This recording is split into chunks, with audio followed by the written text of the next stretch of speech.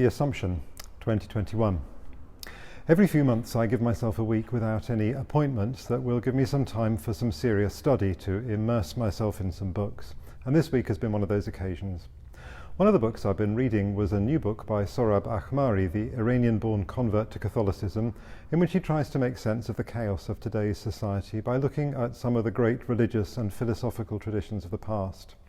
These are traditions that have the power to resolve much of our confusion and reverse the slide into chaos discernible in our culture. So he asks questions like, can you be spiritual without being religious? Should you think for yourself? What is freedom for? And several others are big things. It's a bit more hard work than I'd expected, which is no bad thing, but it's such a rewarding read. Anyway, in a roundabout way, this is bringing me to The Assumption, because at the end of this well thought out, well-researched book that draws on the stories of many thinkers, ancient and modern, he writes a very moving letter of advice to his young son, which ends with these words: relate to the Blessed Virgin Mary as an uneducated peasant might. Can you do that for me? Hold her hand. She is our mother. She will tell you everything that truly matters to a happy life. Do as he says.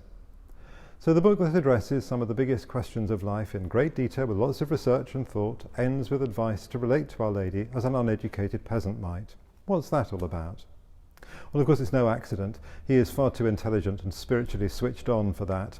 Nor can it just be some strange religious blindness to the power of the intellect, because that's precisely what he's been arguing in favour of. It's quite deliberate. He's saying to us that there are limits to the power of the mind, places the intellect cannot take us. In fact, he quotes the famous story about Thomas Aquinas, one of the greatest minds the world has ever known, who one day laid down his pen and never wrote again, because he said that everything he had written was so much straw compared to the experience of God that he had had. The uneducated peasant knows what he knows and knows what he doesn't know, and he's happy with that. We're being invited to relate to Our Lady as people who know that there are some things that we will never understand, never get our minds around, and that's okay. It's good to be inquisitive and thoughtful and challenging, to explore ideas and try to understand the world around us, to push back the barriers of ignorance, but there are some things that we cannot understand and never will, and that is fine. If we kid ourselves into thinking our minds are big enough to conquer everything, that arrogance only sets us up for a fall like the builders of the Tower of Babel.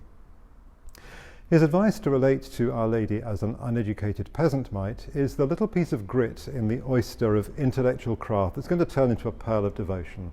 It punctures the arrogance of the human mind and makes us really human once again. The true fool, it turns out, is the one who thinks they can know and understand everything.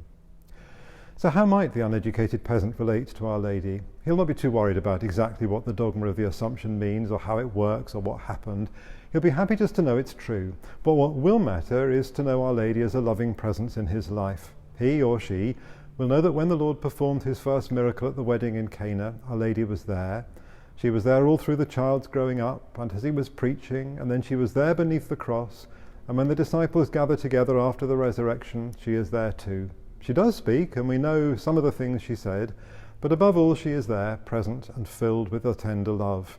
The Assumption of Our Lady means Mary has found for all eternity her home in God, and because God is able to be everywhere, that means we are never far from Our Lady. From the cross, Jesus specifically gives us her as our mother, and her heart aches to be this for us. There are plenty of dragons stalking our world, huffing and puffing, full of fire and noise, but they lose their power to frighten us if they come up against the heart of tender love. She wants to be present to us whenever the dragons are most noisy, most intimidating. Fear, anxiety, loss, stress, bereavement, disappointment, desertion, failure, the sense that life is slipping away, all these dragons rely on cornering us on our own to intimidate us. But if we ask, her loving presence will be beside us and their power fails. So what might the uneducated peasant do faced with the dragons? Well, I think he'd take up his rosary. Even if he didn't pray, just to hold it is enough to help him feel her presence. There's nothing magic about the rosary, it's not some lucky charm, but it is a symbol. Picking it up is a symbolic act. When Ahmari advises his son to hold the hand of Our Lady, I think that's what he means. And taking up the rosary in our hand is to place ourselves into her loving presence. We know that some things are beyond understanding, but her presence is enough. And so taking up a rosary, I was thinking as I was writing this homily of the countless times I've sat beside the beds of people as they've been dying, and people have instinctively placed a rosary into their hands, and that's exactly what's happening, of course, it occurs to me now. They are taking Our Lady by the hand as they face one of the greatest dragons of all. So, as we try to relate to Our Lady as an uneducated peasant might, let's place our hand in hers. There are some things we will never understand, some things that are just too big for the human mind, and that is fine. But she will be present for us if we place our hand in hers, and then the dragons lose their power, and the flames subside, and they seem less frightening. Have a wonderful feast on this beautiful feast of the Assumption.